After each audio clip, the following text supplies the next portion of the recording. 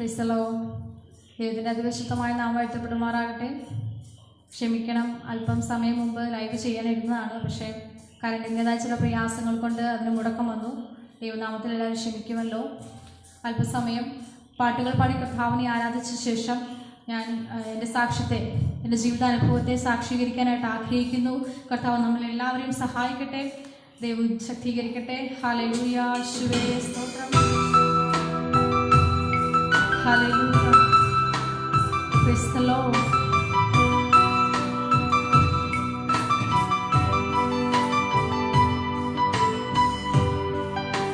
Praise the Lord. Hallelujah. അതില്ലാതെ ഞങ്ങളെ സ്നേഹിക്കുന്ന ദൈവമേ സ്തുതിക്കുന്നു.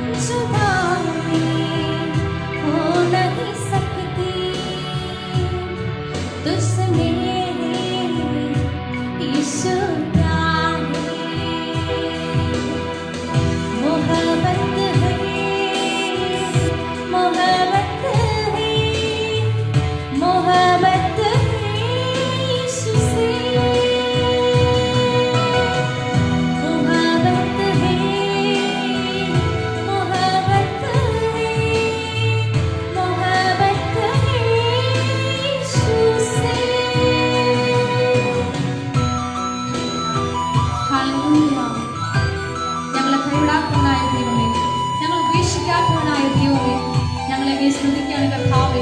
അങ്ങേ വിട്ട് എവിടെയെങ്കിലും പോകുവാൻ, അങ്ങേ വിട്ട് ദൂരത്താകുവാൻ അടിയനെ സമ്മതിക്കരുത് കർത്താവേ. എപ്പോഴും അങ്ങയോട് ചേർന്ന്, എപ്പോഴും അങ്ങയോട് കൂടെ ആയിരിക്കുവാൻ കർത്താവ് ഞങ്ങളെ സഹായിക്കണം. കൂട്ടം തെറ്റിപ്പോയ ആടിനെ പോലെ അല്ല കർത്താവേ, ഇടിയുടെ ശബ്ദം കേട്ട് ഇടിയോട് ചേർന്ന് നടക്കുന്ന കുഞ്ഞാടായി മാറുവാൻ ഞങ്ങളെ സഹായിക്കണേ. ഹല്ലേലൂയ, കർത്താവേ. Thank you Jesus. ഹല്ലേലൂയ.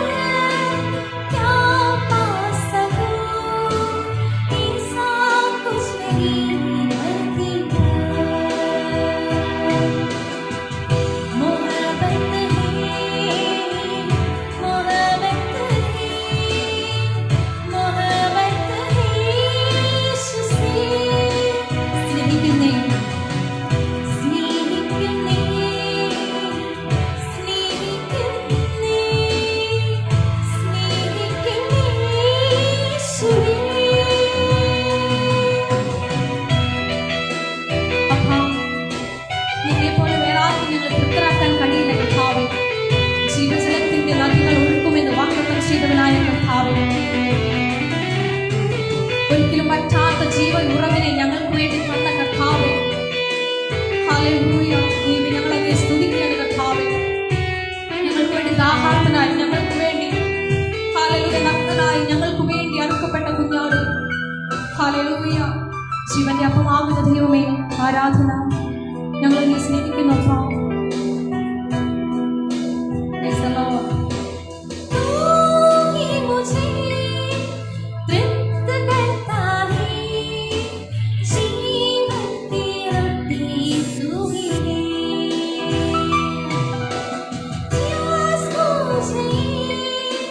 जीवन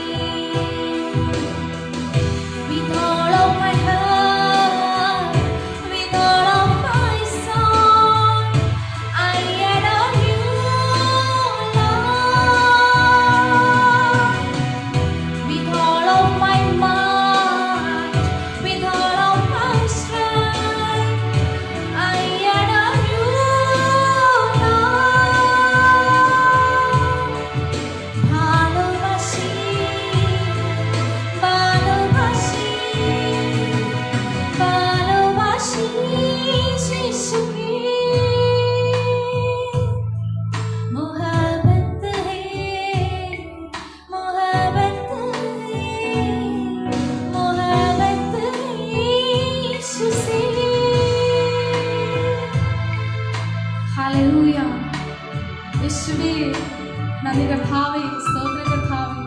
ദിനവും യേശുവിനോട് കൂടെ ചേർന്ന് ദിനവും യേശുവിനോടൊപ്പം നടക്കുവാൻ എത്ര പേർക്ക് ആഗ്രഹമുണ്ട്? അങ്ങനെ നിങ്ങൾ ചേർന്ന് നടക്കുന്നുവെങ്കിൽ ഒരിക്കലും കൈവിടാത്തവനായ യേശുവാണ് ആ ദൈവം. നമ്മെ തേടി വന്ന, നാം തേടി പോകാതെ നമ്മെ തേടി വന്നതായ ദൈവം. ഒരിക്കൽ കൂടി ആ ദൈവത്തെ നമുക്ക് ആരാധിക്കാം. ഹല്ലേലൂയ. ദിനവും യേശുവിന്റെ കൂടെ, ദിനവും യേശുവിന്റെ ചാരി, ദിനവും യേശുവിന്റെ കൂടെ, ദിനവും യേശുവിന്റെ ചാരി.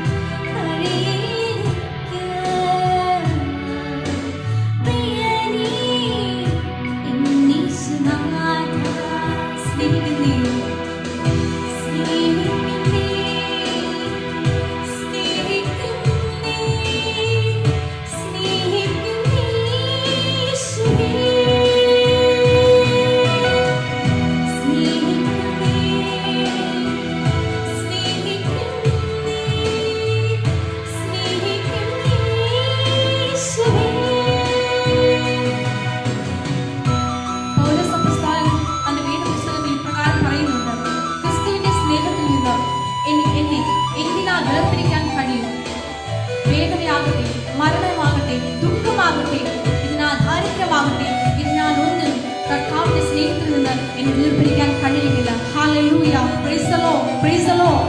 എത്ര പേർക്ക് ചേർന്ന് പറയുവാൻ കഴിയും? ക്രിസ്തുവിന്റെ സ്നേഹത്തിൽ നിന്ന് എന്നെ വേർപിരിക്കാൻ ഇതിനൊന്നും കഴിയുകയില്ല. ഹല്ലേലൂയ. ചേർന്ന് പാടാം. അങ്ങേ പിരിഞ്ഞ് അങ്ങേ മറന്ന് ഞാൻ വേദന പോകില്ലപ്പാ. ഹല്ലേലൂയ. യേശുവേ, hallelujah.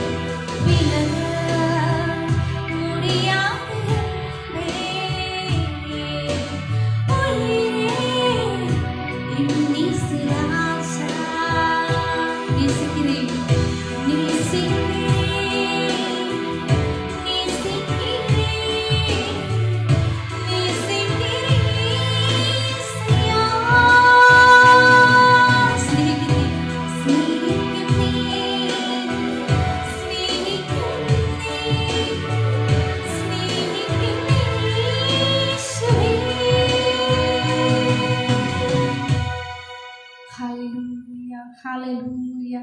Thank you, Jesus. Hallelujah. Praise the Lord. Hallelujah. ദൈവം നമ്മെല്ലാവരും ധാരാളമായി സഹായിക്കുമാറാകട്ടെ. ഒരു പാട്ട് കൂടി ചേർന്ന് പാടി കർത്താവിന്റെ നാമത്തെ നമുക്ക് മഹത്വീകരിക്കാം.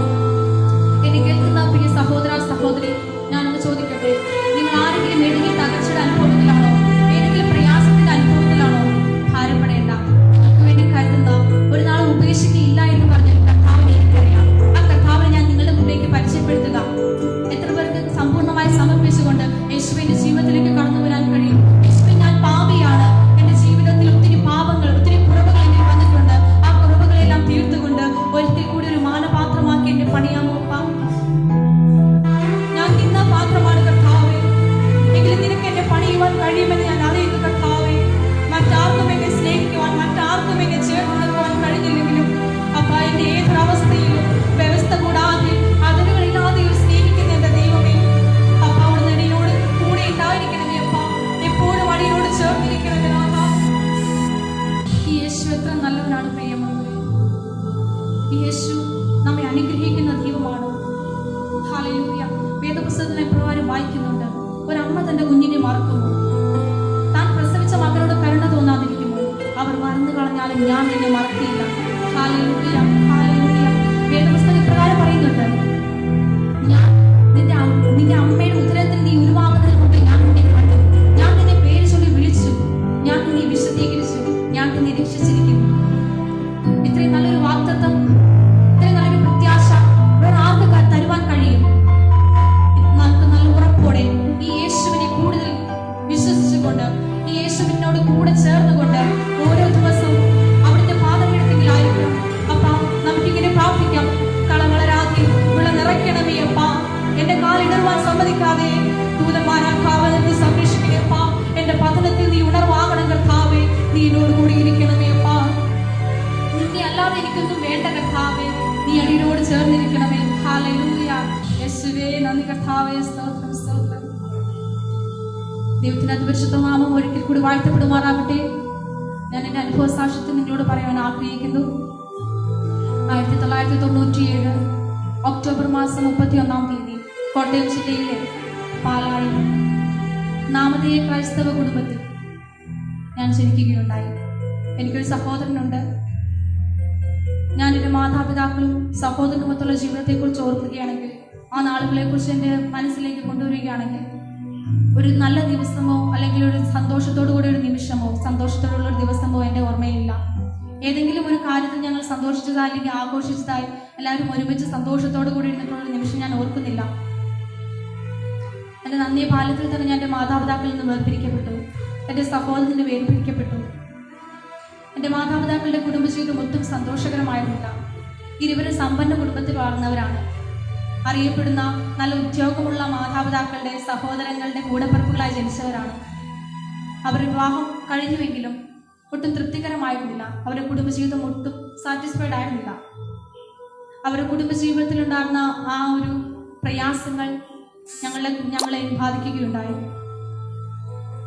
ഞാൻ എപ്പോഴും ഓർക്കുന്നു, മദ്യപിച്ചു വരുന്ന ഒരപ്പനെയും മദ്യപിച്ചു വന്ന് ആ മദ്യലഹരിയും മാതാവിനെയും സഹോദരനെയും എന്നെയും ഉപദ്രവിക്കുന്ന ഒരു പിതാവിനെയാണ് എൻ്റെ മനസ്സിൽ ഞാൻ ഓർക്കുന്നത്.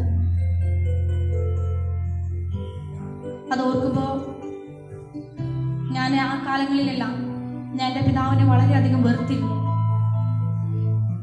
എൻ്റെ പിതാവ് സൗദിയിൽ ജോലി സംബന്ധമായി പോവുകയുണ്ടായി. തിരികെ വരുന്നു എന്ന് ഞാൻ വാർത്ത അറിഞ്ഞപ്പോൾ ഒരു മക്കളും പ്രാർത്ഥിക്കാത്തതുപോലെ ഞാൻ പ്രാർത്ഥിക്കുകയുണ്ടായി, ദൈവം എൻ്റെ പിതാവ് തിരികെ വരരുതെന്ന്. കാരണം എൻ്റെ പിതാവ് തിരികെ വന്നാലുള്ള അനുഭവം എനിക്കറിയാം. ഉപദ്രവിക്കപ്പെടുന്ന അമ്മ ഞങ്ങളെ ഉപദ്രവിക്കുകയുള്ളൂ, മദ്യപിച്ച് ഞങ്ങളെ വല്ലാതെ ഉപദ്രവിക്കും. എനിക്കതൊന്നും കാണാനും സഹിക്കാനും വയ്യാത്തതുകൊണ്ട് നന്നേ ചെറുപ്പത്തിൽ തന്നെ, അന്ന് ഞാൻ 2ാം ക്ലാസ്സിൽ പഠിക്കുന്ന പ്രായം, ഞാൻ പ്രാർത്ഥിക്കുമായിരുന്നു, ദൈവം എൻ്റെ അപ്പൻ തിരികെ വരരുതെന്ന്. എൻ്റെ പിതാവ് മടങ്ങി വന്നു. വീണ്ടും പഴയതുപോലെ എൻ്റെ അവസ്ഥ, മാറ്റങ്ങളൊന്നുമില്ല. എന്നും വഴക്കും ലഹളയും അടിയോടി ഓടുന്ന ഒരു മാതാവിനെയും പിതാവിനെയുമാണ് ഞാൻ കണ്ടിരുന്നത്. എൻ്റെ സഹോദരൻ 75% മെന്റലി റിട്ടയർഡ് ആയിട്ടുള്ള ഒരു വ്യക്തിയാണ്. എൻ്റെ മാതാവിനും മെന്റലി ഡിപ്രസ്ഡ് ആയിട്ടുള്ള വ്യക്തിയാണ്. എന്നാൽ കുടുംബജീവിതത്തിൻ്റെ മുമ്പോട്ടുള്ള ഓരോ ദിവസവും വളരെ വിഷമകരമായ അവസ്ഥയിലൂടെ കടന്നുപോയപ്പോൾ എൻ്റെ മാതാവിൻ്റെ അവസ്ഥ കൂടുതൽ വഷളായിക്കൊണ്ടിരുന്നു. ഞാനിപ്പോഴും ഓർക്കുന്നു, ഞാനും എൻ്റെ സഹോദരൻ സ്കൂൾ വിട്ട് വൈകുന്നേരം വരുമ്പോൾ മദ്യപിച്ച് ഇറയത്തിരിക്കുന്ന പിതാവ് ഒരു ഗ്ലാസ് പാലെടുത്ത് വെച്ചിട്ടുണ്ട്, ചൂരൽ വടിയുണ്ട്. ഞങ്ങളോട് പറഞ്ഞു ഡ്രസ്സ് മാറിയിട്ട് പോവേ, വന്ന് ആ പാലെടുത്ത് കുടിച്ച് കണക്കിൻ്റെ പുസ്തകം എടുത്ത് വയ്ക്കാൻ. ഞങ്ങൾക്ക് ഏറ്റവും പാടുള്ള വിഷയം കണക്ക്. ഞങ്ങൾക്ക് നല്ല ഉറപ്പുണ്ടായിരുന്നു കണക്ക് ചോദിച്ചാൽ ഞങ്ങൾക്ക് അറിയത്തില്ല, ഞങ്ങളെ നന്നോളം അടിക്കുമെന്ന്. കാരണം അപ്പൻ്റെ അവസ്ഥ അങ്ങനെയാണ്, മദ്യവെച്ചിരിക്കുക, കരുണയൊന്നും കാണിക്കാതെ ഞങ്ങളെ ശിക്ഷിക്കും, ഞങ്ങളെ അടിക്കും, ഞങ്ങളെ വഴക്ക് പറയും. പേടിച്ചരണ്ട് വീടിനകത്തേക്ക് കയറിപ്പോയി. അമ്മ എന്തെന്ന് അന്വേഷിച്ചു, കണ്ടില്ല. വീണ്ടും ഒരിക്കൽ കൂടി തിരിഞ്ഞു, അമ്മയെന്ന് വിളിച്ചു, വിളി കേൾക്കുന്നില്ല. ചെന്ന് നോക്കിയപ്പോൾ ഒരു മുറിയുടെ ഒഴിഞ്ഞ മൂലയിൽ കണ്ണിന് ചുറ്റും ചോരയൊലിച്ച് വളരെ വല്ലാതെ ഉപദ്രവിക്കപ്പെട്ട അവസ്ഥയിൽ, ദ്രോഹിക്കപ്പെട്ട അവസ്ഥയിൽ, കയ്യിലെല്ലാം രക്തക്കറകൾ, മുഖത്തിൽ രക്തക്കറകൾ, കണ്ണിൽ നിന്ന് ചോരയൊലിച്ച് ഒരക്ഷരം പോലും എണ്ണാൻ കഴിയാതെ പാവിരിക്കുകയായിരുന്നു. എന്ത് പറ്റിയെന്ന് വെച്ചപ്പോൾ അമ്മ ഒന്നും വേണ്ടിയില്ല. പിതാവിൻ്റെ അടുത്തേക്ക് ചെല്ലാൻ പറഞ്ഞു. ഞങ്ങളങ്ങനെ പോയി. അങ്ങനെ ഒത്തിരി അനുഭവങ്ങൾ എൻ്റെ സഹോദരനെ വല്ലാതെ ഉപദ്രവിച്ചിട്ടുണ്ട്. അതുകൊണ്ടൊക്കെ തന്നെ ഞാൻ എൻ്റെ പിതാവിനെ ഏറ്റവും അധികം വെറുത്തിരുന്നു. ഈ ലോകത്തിൽ ഞാൻ കാണണ്ടായെന്ന് ആഗ്രഹിച്ചിട്ടുള്ളൊരു മുഖം ഉണ്ടാകുന്നത് എൻ്റെ പിതാവിൻ്റെ ആയിരുന്നു. എനിക്കറിയില്ല എൻ്റെ മാതാപിതാക്കളുടെ കുടുംബജീവിതത്തിൻ്റെ തകർച്ചയ്ക്ക് കാരണമെന്തെന്ന്. എൻ്റെ ബന്ധുക്കൾ പറഞ്ഞ് കേട്ടിട്ടുണ്ട് ഇരുവരുടെയും ഭാഗത്ത് തെറ്റുകളുണ്ടെന്ന്. പക്ഷെ എനിക്കൊന്നും ഇപ്പോഴും കറക്റ്റായിട്ട് അറിയില്ല, കൃത്യമായിട്ട് അറിയില്ല എന്താണ് ആ പ്രശ്നം, അല്ലെങ്കിൽ അവർ എന്തിനാണ് അത്രയും വഴക്കുകൾ കൂടിക്കൊണ്ടിരുന്നത്, അവരുടെ ചെയ്ത കുടുംബ തകർച്ചയ്ക്കുള്ള യഥാർത്ഥ പ്രശ്നം എന്തെന്ന് എനിക്കിപ്പോഴും അറിയില്ല. പലതും പറയുന്ന ഏത് വിശ്വസിക്കണമെന്ന് അറിയില്ല. അങ്ങനെ ഞങ്ങളുടെ ജീവിതം മുന്നോട്ട് പോയി. ഒരു ദിവസം രാത്രിയിൽ ഞങ്ങൾ ഉറങ്ങിക്കിടക്കുമ്പോൾ എൻ്റെ സഹോദരൻ്റെ നെറ്റിയിൽ ഓരോ ഉമ്മ തന്ന് എൻ്റെ പിതാവ് പടിവിട്ടിറങ്ങി. എനിക്കിനി ജീവിക്കാൻ കഴിയില്ല, ഞാൻ പോവാമെന്നും പറഞ്ഞുകൊണ്ട് അമ്മയോട് വാക്ക് പറഞ്ഞ് ഞങ്ങൾക്ക് ഒരു ഉമ്മ തന്ന് പടിയിറങ്ങി. അന്ന് ഇറങ്ങിപ്പോയ പിതാവാണ്. പിന്നീട് അമ്മ വല്ലാതെ അസ്വസ്ഥയായി. എന്ത് ചെയ്യണമെന്ന് അറിയില്ലാത്തൊരു നിമിഷമായിപ്പോയി. 2 കുഞ്ഞുങ്ങളുണ്ട്, എന്ത് ചെയ്യും, ജോലിയില്ല.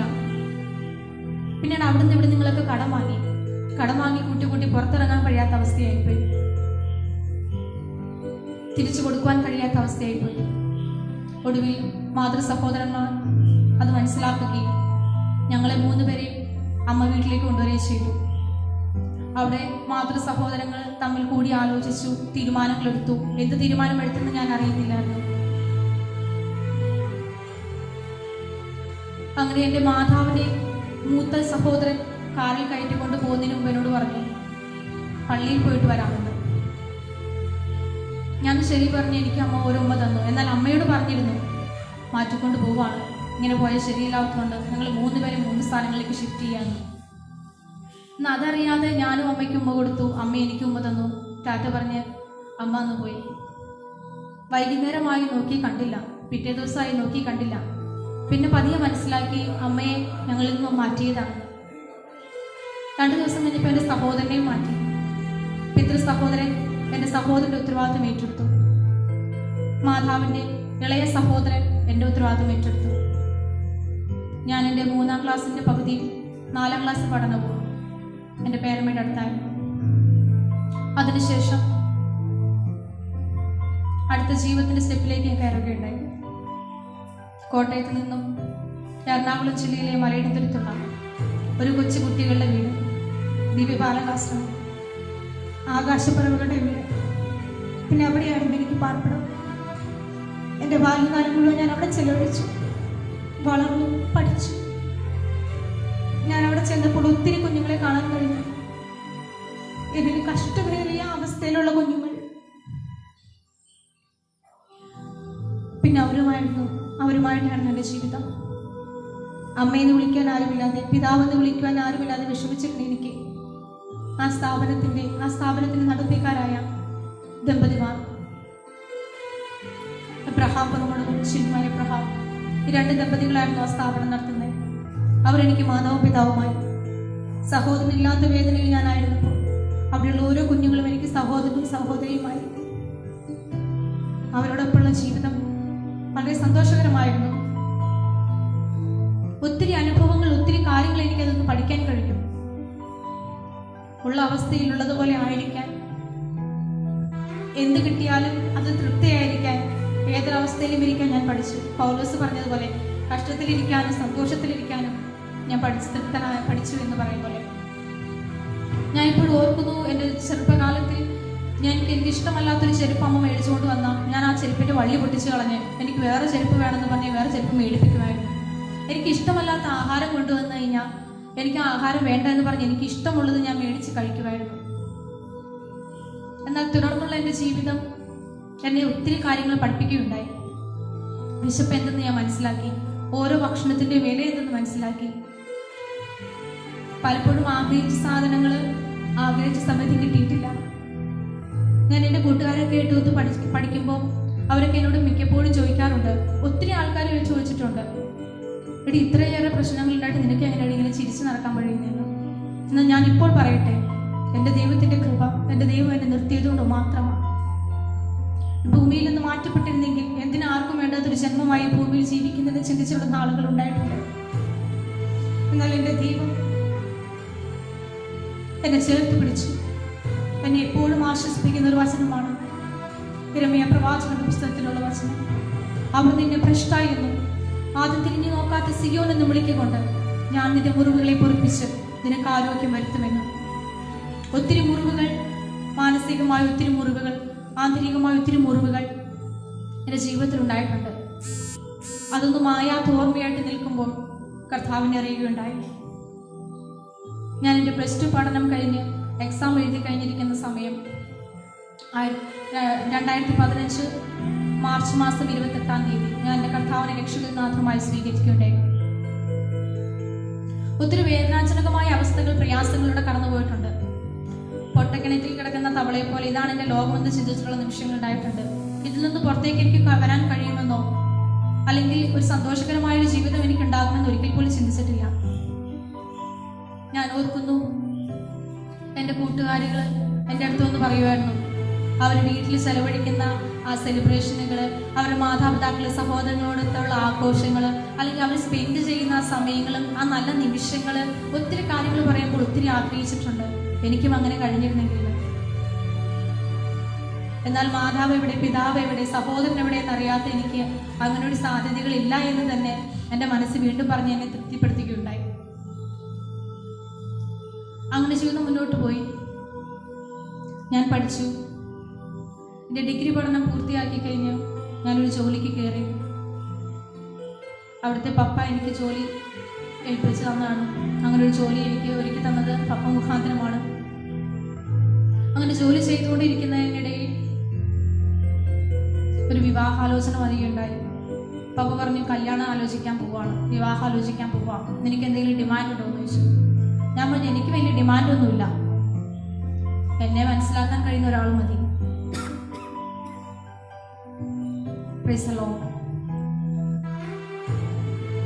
അങ്ങനെ ഡിമാൻഡുകളൊന്നും വയ്ക്കാതെ പ്രാർത്ഥിച്ചുകൊണ്ടിരുന്നു. ദൈവം എൻ്റെ അവസ്ഥ മനസ്സിലാക്കാൻ കഴിയുന്ന, ഞാൻ അനുഭവിച്ച വേദനകളോട് കടന്നുപോയിട്ടുള്ള ഒരു വ്യക്തിയാണെങ്കിൽ ഏറ്റവും നന്നായിരുന്നു കർത്താവേ. അങ്ങനെ ഞാൻ ആഗ്രഹിച്ചതുപോലെ വിവാഹാലോചനയിലേക്ക് വന്നു. ഞാൻ ഒരിക്കലും ചിന്തിക്കാത്ത രീതിയിൽ ദൈവം എന്നെ നടത്തി. എൻ്റെ വിവാഹം കഴിയുകയുണ്ടായി. ദൈവം എന്നെ സഹായിച്ചത് കൊണ്ട് നിന്നതാണ്. ഒരു അനുഗ്രഹിക്കപ്പെട്ട കുടുംബജീവിതത്തിലേക്ക് പ്രവേശിക്കാൻ എൻ്റെ കർത്താവ് എന്നെ സഹായിച്ചു. എനിക്ക് ലഭിക്കാതെ പോയ മാതൃസ്നേഹം, പിതൃസ്നേഹം, അതെല്ലാം എനിക്ക് എൻ്റെ ഭർത്താവിൻ്റെ മാതാവിൽ നിന്ന് ലഭിക്കാനുണ്ടായി. ഭർത്തൃമാതാവ് പിതാവ് എന്ന് പറയാൻ പാടില്ല, എൻ്റെ മാതാവും പിതാവ് തന്നെയാണ്. അവരുമായിട്ടുള്ള സന്തോഷ ജീവിതം വളരെയേറെ എന്നെ ആശ്വസിപ്പിക്കുന്നതായിരുന്നു. പതിയെ പതിയെ എൻ്റെ മുറിവുകളെ, എൻ്റെ വേദനകളെ അതെല്ലാം ഉണക്കുകയുണ്ടായി. ഞാനിപ്പോൾ വളരെയധികം സന്തുഷ്ടയാണ്. എൻ്റെ ദൈവം എന്നെ നടത്തിയ വിധങ്ങൾ ഒരിക്കലും മറക്കാൻ കഴിയില്ല. ബാല്യം നഷ്ടപ്പെട്ട എനിക്ക് ബാല്യകാലം എന്തെന്നറിയാതെ എങ്ങനെയൊക്കെയോ കഴിഞ്ഞുകൂടി പോയ നാളുകൾ, വേർപിരിയപ്പെട്ട മാതാവ്, പിതാവ്, സഹോദരൻ, ഇതെല്ലാം ഒരു ഓർമ്മയായി മനസ്സിൽ നിൽക്കുമ്പോൾ 12 വർഷമായി ഞാൻ പ്രാർത്ഥിക്കുകയായിരുന്നു. എനിക്ക് അവരൊന്നും കാണാൻ കഴിഞ്ഞിരുന്നില്ല. ഈ ലോകത്തിൻ്റെ എവിടെയാണെന്ന് അറിയില്ലായിരുന്നു. എനിക്ക് അവരൊന്നും കാണാൻ കഴിഞ്ഞിരുന്നില്ല. ജീവനോടെ ഉണ്ടോ ഇല്ലയോ എന്ന് പോലും ഉറപ്പില്ലാത്തൊരു സാഹചര്യം. എൻ്റെ ദൈവം 12 വർഷമായിട്ട് ഞാൻ പ്രാർത്ഥിച്ചിട്ട് അതിനുശേഷം എനിക്ക് മറുപടി തന്നു. എൻ്റെ വിവാഹശേഷം എൻ്റെ ഭർത്താവിൻ്റെ മാതാവും പിതാവും ഭർത്താവും ഒത്തിരിയേറെ റിസ്ക് എടുത്ത് എനിക്ക് ഒത്തിരിയേറെ എവിടെയാണെങ്കിലും അന്വേഷിച്ച് നിന്നെ കാണിച്ചു തരും. പ്രാർത്ഥിച്ചോളം പറഞ്ഞു. ഞങ്ങൾ ഒരുമിച്ച് പ്രാർത്ഥിച്ചു, റിസ്ക് എടുത്തു. ഒത്തിരി തടസ്സങ്ങളും പ്രയാസങ്ങളും നേരിട്ടെങ്കിലും എനിക്ക് കാണാൻ കഴിഞ്ഞു. എന്നെ കേൾക്കുന്ന പ്രിയപ്പെട്ടവരോട് ഞാനൊരു കാര്യം പറയട്ടെ. പ്രാർത്ഥനയ്ക്ക് മറുപടി ലഭിക്കുന്നില്ല, വൈകുന്നു എന്ന് ഇത് ഭാരപ്പെടുന്നുണ്ടോ? 12 വർഷം പ്രാർത്ഥിച്ചതിന് ശേഷമാണ് എൻ്റെ പ്രാർത്ഥനയ്ക്ക് മറുപടി ലഭിച്ചത്. എനിക്ക് നിങ്ങളോട് ഒന്നേ പറയാനുള്ളൂ, നിങ്ങളുടെ പ്രാർത്ഥനയ്ക്ക് മറുപടി വൈകിയാലും മറുപടി കിട്ടും. അതിൻ്റെ സമയത്ത് അതിത്തിരി വൈകിയെന്നിരിക്കാം. ചിലപ്പോൾ നേരത്തെ കിട്ടുന്നവരുണ്ടാകും, ചിലപ്പോൾ വൈകി കിട്ടത്തുള്ളൂ. എന്നാലും പ്രാർത്ഥനയ്ക്ക് മറുപടിയുണ്ട്. അത് ഞാൻ എൻ്റെ അനുഭവത്തിൽ നിങ്ങളോട് പറയാൻ ആഗ്രഹിക്കുകയാണ്. എന്തായാലും സങ്കീർത്തനം പറഞ്ഞ പോലെ ഞാൻ കഷ്ടത്തിലായിരുന്നു, എനിക്ക് ഗുണമായി 1000 പൊൻവള്ളി നാണയത്തേക്കാൾ എൻ്റെ ദൈവത്തിൻ്റെ ന്യായപ്രമാണം എനിക്ക് ഉത്തമം. ന്യായപ്രമാണം പഠിക്കുവാൻ എനിക്ക് കഴിഞ്ഞു. ഞാൻ ഇങ്ങനെ ഒരു അവസ്ഥകളിലൂടെ വന്നില്ലായിരുന്നെങ്കിൽ ഒരിക്കലും ഈ യേശുവിനെ അറിയില്ലായിരുന്നു. ആ ക്രൈസ്തവ പാരമ്പര്യത്തിൽ ഞാൻ തുടർന്നു പോയിരുന്നെങ്കിൽ ഒരിക്കലും എൻ്റെ യേശുവിൻ്റെ സ്നേഹത്തെ എനിക്ക് മനസ്സിലാക്കാൻ കഴിയില്ലായിരുന്നു. എങ്ങനെയൊക്കെയോ ജീവിച്ചു പോയേനെ, ഞാൻ ഈ ലോകത്തിൻ്റെ മോഹങ്ങളിൽപ്പെട്ട് നടന്നു പോയേനെ. ഞാനൊന്ന് മനസ്സിലാക്കുന്നു, ഇത്രയൊക്കെ കഷ്ടതകളുടെ പ്രയാസങ്ങളുടെ കടന്നു പോകേണ്ടി വന്നാലും എൻ്റെ കർത്താവ് എന്നെ താങ്ങി. എൻ്റെ ദൈവത്തിന് എന്നെക്കുറിച്ച് വ്യക്തമായൊരു പദ്ധതി ഉണ്ടായിരുന്നു. ഞാൻ നിന്ന സ്ഥാപനത്തിലെ പപ്പ ഈ വിവാഹാലോചന വന്നപ്പോൾ എന്നോടൊരു കാര്യം പറഞ്ഞു. ടിനു, നീ അനുഗ്രഹിക്കപ്പെട്ട മകളാ. നിനക്ക് കിട്ടിയ പോലെ ഒരു ഭാഗ്യം ആർക്കും കിട്ടില്ല. നീ ഒന്ന് ചിന്തിച്ചു നോക്കിയേ. കോട്ടയത്ത് കിടന്ന നിന്നെ അവിടെ നിന്ന് ഈ എറണാകുളത്ത് ഈ സ്ഥാപനത്തിൽ കൊണ്ടുവന്നു. അവിടെ നിനക്ക് വളരെ നല്ല സാഹചര്യങ്ങളിലാഞ്ഞിട്ടല്ല, നിന്റെ സാഹചര്യങ്ങൾ അങ്ങനെ ആക്കി കർത്താവ്. അതുപോലെ കന്യാകുമാരി മാർത്താണ്ഡത്ത് കിടന്ന എൻ്റെ ഭർത്താവിനെയും കുടുംബത്തെ ഈ കോതമംഗലത്ത് കൊണ്ടുവന്നു. അവരവിടെ സന്തോഷത്തോടെ ബിസിനസ്സൊക്കെ ചെയ്ത് ജീവിക്കുന്ന സമയത്ത് കർത്താവിനെ അറിയാനുള്ള സാഹചര്യമുണ്ടായി. കഷ്ടതകളൊന്നും, ബിസിനസ് തകർന്നു. അവിടെ നിന്നും അവരെല്ലാം ഉപേക്ഷിച്ചുകൊണ്ട് ഇങ്ങോട്ട് പോന്നു. ഒരിക്കലും അവർ ചിന്തിച്ചിട്ടുണ്ടാകില്ല അവിടെ നിന്ന് പോരേണ്ട കാര്യമുണ്ടാകുമെന്ന്. എന്നാൽ ദൈവത്തിൻ്റെ ഹിതം നടന്നു. അവർ അവിടെ നിന്നും വിട്ടുപോന്നു. ഈ കോതമംഗലത്ത് സെറ്റിൽഡായി. ഞാൻ ഓർക്കുന്നു, ഞാൻ മനസ്സിലാക്കിയ കാര്യമാണ്, എൻ്റെ ഭർത്താവിനെ ഉദരത്തിൽ വെച്ച് തന്നെ 3 വട്ടം ഈ ഭൂമിയിൽ നിന്ന് നീക്കം ചെയ്യുവാനായിട്ട് ശത്രുവായവൻ പണിപ്പെട്ടെങ്കിലും ദൈവം എനിക്ക് വേണ്ടി ഒരുക്കിയിട്ടുള്ള തുണയായതുകൊണ്ട് ഞാൻ അങ്ങനെ തന്നെ വിശ്വസിക്കുന്നു. ദൈവം എനിക്ക് വേണ്ടി ഒരുക്കിയിട്ടുള്ള തുണയായതുകൊണ്ട് ഭൂമിയിൽ നിന്ന് മാറ്റപ്പെടാൻ എൻ്റെ ദൈവം അനുവദിക്കാതെ വാഗ്ദത്തങ്ങളിൽ വിശ്വസ്തനായ ദൈവം ഇപ്പോഴും ജീവനോടെ നിർത്തി. എന്നെ മരിച്ചു പോയിരുന്നെങ്കിൽ കൊള്ളാമായിരുന്നു എന്ന് ആഗ്രഹിച്ചിരുന്ന എന്നെ അങ്ങനെ ഒരു സാഹചര്യത്തിലേക്ക് കൊണ്ടു നടക്കാതെ ഇങ്ങനെ ജീവനോടെ നിർത്തിയത് ആ പ്രിയപ്പെട്ടവന് വേണ്ടത് ഞാൻ മനസ്സിലാക്കുന്നു. എൻ്റെ വിവാഹം ആലോചിക്കുന്നു എന്ന് പറഞ്ഞ സമയത്ത് ഞാൻ ചിന്തിച്ചിട്ടുണ്ട്. എൻ്റെ അവസ്ഥകൾ മനസ്സിലാക്കി, എൻ്റെ മാതാവിൻ്റെ അവസ്ഥ, എൻ്റെ പിതാവിൻ്റെ അവസ്ഥയൊക്കെ മനസ്സിലാക്കി, എൻ്റെ സഹോദരൻ്റെ അവസ്ഥ മനസ്സിലാക്കി ആരെന്നെ വിവാഹം കഴിക്കും? എനിക്കങ്ങനെ ഒരു നല്ല വിവാഹ ജീവിതം, ഒരു വിവാഹ കുടുംബം ഉണ്ടാകുമോ? എനിക്ക് തോന്നുന്നില്ല. അങ്ങനെ ഉണ്ടാവില്ല എന്ന് വിചാരിച്ചിരുന്നൊരു വ്യക്തിയാണ് ഞാൻ. എന്നാൽ നീ ചിന്തിക്കുന്ന നിനക്കെങ്കിലും അത്യന്തപരമായി എഴുതുന്ന ഒരു ദൈവമുണ്ടെന്ന് വചനത്തിൽ വായിക്കുമ്പോൾ അനുഗ്രഹിക്കപ്പെട്ട ഒരു കുടുംബത്തെ എനിക്ക് വേണ്ടി ദൈവം തന്നു. വാത്സല്യ മാതാവിനെയും പിതാവിനെയും ഓർത്ത് ഞാൻ ദൈവത്തെ സ്തുതിക്കുകയാണ്. എന്നെ മനസ്സിലാക്കാൻ അവർക്ക് കഴിഞ്ഞല്ലോ, സ്തോത്രം. പിന്നീട് വിവാഹം കഴിഞ്ഞപ്പോൾ ഞാൻ ചിന്തിക്കുകയുണ്ടായി, ദൈവം ഒരു ഗുണമില്ലാത്ത തലമുറ എനിക്ക് ലഭിക്കുമോ? കാരണം എൻ്റെ മാതാവിൻ്റെ അവസ്ഥ എനിക്കറിയാം, പിതാവിൻ്റെ സഹോദരൻ്റെ അവസ്ഥ അറിയാം. എന്നാൽ എൻ്റെ ദൈവം കണ്ണിനെ നിരീക്ഷിച്ചുകൊണ്ട് വാക്യത്തിൽ വിശ്വസ്തനായ ഒരു അനുഗ്രഹിക്കപ്പെട്ട ഗുണമില്ലാത്ത തലമുറ എനിക്ക് നൽകുകയുണ്ടായി. ഇപ്പോൾ കുഞ്ഞിന് 5.5 മാസം, ജെറോണ എന്ന പേര്, ഒരു അനുഗ്രഹിക്കപ്പെട്ട കുഞ്ഞിനെ എൻ്റെ ദൈവം എനിക്ക് തന്നു. എനിക്കുള്ള വാഗ്ദത്ത വചനം ഇങ്ങനെയാണ്: ഞാൻ രക്ഷകനാഥനുമായ എൻ്റെ കർത്താവിനെ സ്വീകരിക്കാൻ വേണ്ടി തീരുമാനമെടുക്കുന്നതിന് മുമ്പ് ഞാൻ ദൈവത്തോട് ചോദിച്ചു, ദൈവമേ, ഞാനിപ്പോൾ ഈ ഒരു തീരുമാനമെടുക്കുന്നത് നല്ലതാണോ? ഇത് എനിക്ക് അനുഗ്രഹമാകുമോ? അതോ ഞാൻ കുറച്ചുകൂടെ കഴിഞ്ഞിട്ട് മതിയോ? ദൈവനോട് സംസാരിച്ചത് പ്രകാരമാണ്: കണ്ണുനീർ വാർക്കാതെ നിന്റെ കണ്ണും കരയാതെ നിന്റെ ശബ്ദവും അടക്കിക്കൊള്ളുക. നിന്റെ പ്രവൃത്തിക്ക് പ്രതിഫലമുണ്ടാകും. അവർ ശത്രുവിൻ ദേശത്തു നിന്ന് മടങ്ങി വരുമെന്ന്. നിന്റെ ഭാവിയെക്കുറിച്ച് പ്രത്യാശയുണ്ട് എന്ന്. ആ പ്രത്യാശ നൽകി ഉറപ്പിച്ച കർത്താവ് എന്നെ ഇത്രത്തോളം അനുഗ്രഹമായി നടത്തി. എന്നെ കേൾക്കുന്ന പ്രിയപ്പെട്ടവരോട് ഞാൻ പറയട്ടെ, ഇപ്പൊ ഞാൻ വളരെ സന്തോഷവതിയാണ്. എൻ്റെ ജീവിതത്തിൽ ഞാൻ ഒരിക്കൽ പോലും എനിക്ക് ലഭിക്കുമെന്ന് കരുതാത്ത രീതിയിലുള്ള സന്തോഷം, ആ ഒരു സമാധാനം എനിക്കിപ്പോൾ ലഭിച്ചുകൊണ്ടിരിക്കുകയാണ്. ഞാൻ കർത്താവിനെ വളരെയധികം സ്തുതിക്കുകയാണ്. കാരണം ഇതിനൊരു യോഗ്യതയുമില്ല എനിക്ക്. ആർക്കും വേണ്ടാത്ത ജന്മമെന്ന് കരുതിയിരുന്ന എനിക്ക് ഇപ്പോൾ പറയാൻ കഴിയും, എൻ്റെ ദൈവത്തിന് എന്നെ കൊണ്ട് ആവശ്യമുണ്ടായിരുന്നുവെന്ന്. ദൈവം എന്നെ നിർത്തിയത് കൊണ്ടാണ്, ഇത്രയെല്ലാം സാഹചര്യങ്ങളിലൂടെ പോകേണ്ടി വന്നതുകൊണ്ടാണ് എനിക്ക് ഇന്ന് നിങ്ങളുടെ മുമ്പിൽ ലൈവിലൂടെ കടന്നു വരാൻ കഴിഞ്ഞത്.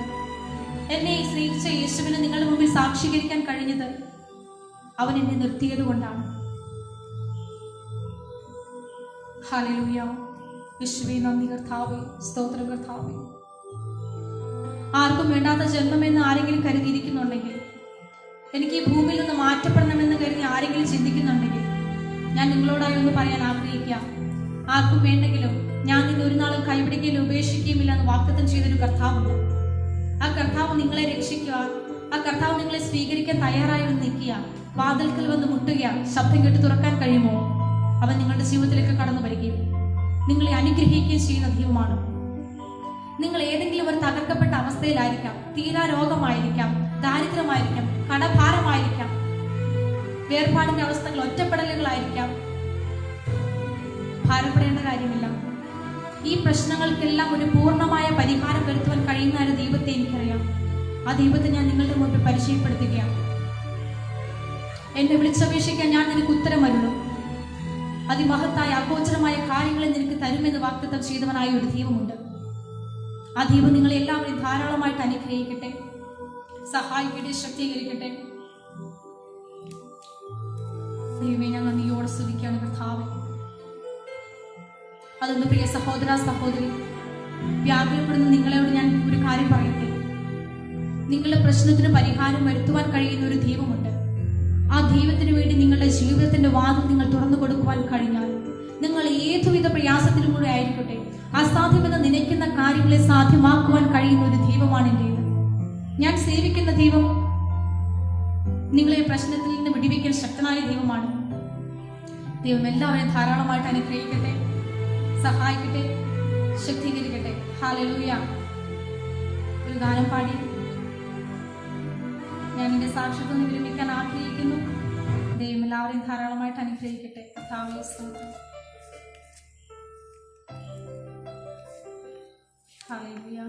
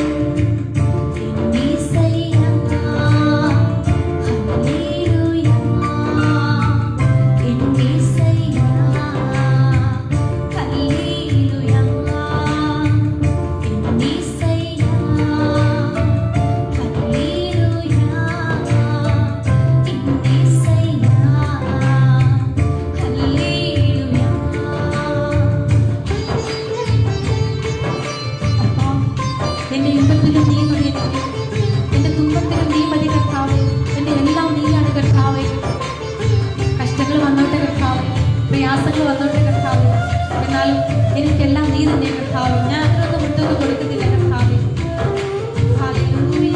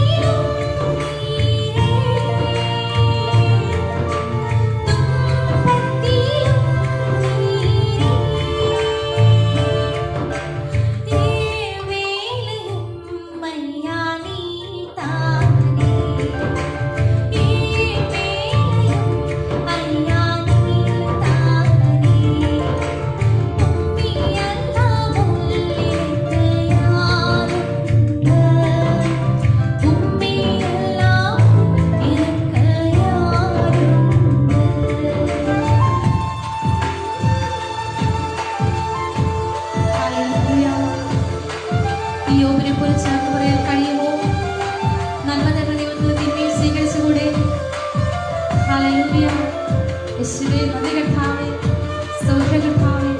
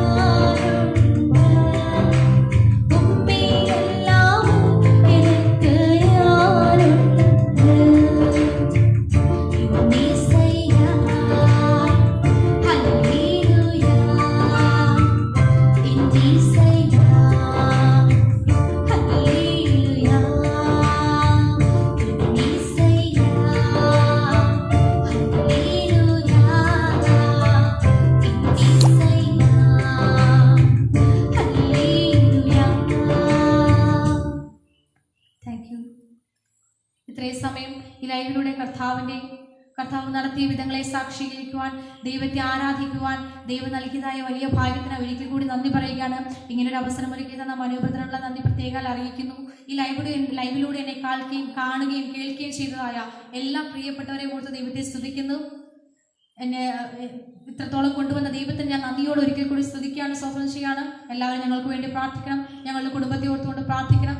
ദൈവം നിങ്ങളെല്ലാവരും അനുഗ്രഹിക്കുമാറാകട്ടെ. ഞാൻ ഒരു വാക്ക് നിങ്ങൾക്ക് വേണ്ടി പ്രാർത്ഥിക്കുവാൻ ആഗ്രഹിക്കുന്നു. പരിശുദ്ധനായ നല്ല സ്വർഗീയ പിതാവെ സ്തുതിക്കുന്നു, സ്തോത്രം ചെയ്യുന്നു. കർത്താവെ, അനുഗ്രഹിക്കപ്പെട്ട രാത്രികാലം കർത്താവിൻ്റെ പാദപീഠത്തിൽ അല്പസമയമായിരിക്കുവാനും അങ്ങേ ആരാധിക്കുവാനും ലഭിച്ചതായ വലിയ ഭാഗ്യത്തിനായി സ്തുതിക്കുന്നു. കർത്താവെ, ഈ ലൈവിലൂടെ എന്നെ കാണുകയും കേൾക്കുകയും ചെയ്തതായ എല്ലാ പ്രിയപ്പെട്ടവരെയും അപ്പൻ്റെ കരങ്ങളിലേക്ക് ഏൽപ്പിച്ചു തരുവാണ് നാഥ. അവരേത് സാഹചര്യത്തിലായിരിക്കട്ടെ കർത്താവെ, അവർ ഏതൊരവസ്ഥയിലായിരിക്കുന്ന വ്യക്തി ആയിരിക്കട്ടെ കർത്താവെ, അവർ ആർ തന്നെ ആയിരുന്നാലും കർത്താവിൻ്റെ സാന്നിധ്യം, കർത്താവിൻ്റെ സ്നേഹം അടിയുടെ ജീവിതത്തിലേക്ക് കടന്നത് പോലെ അവരുടെ ജീവിതത്തിലേക്കും കടന്നു ചെല്ലുമാറാകണമേ എന്ന് പ്രാർത്ഥിക്കുന്നു.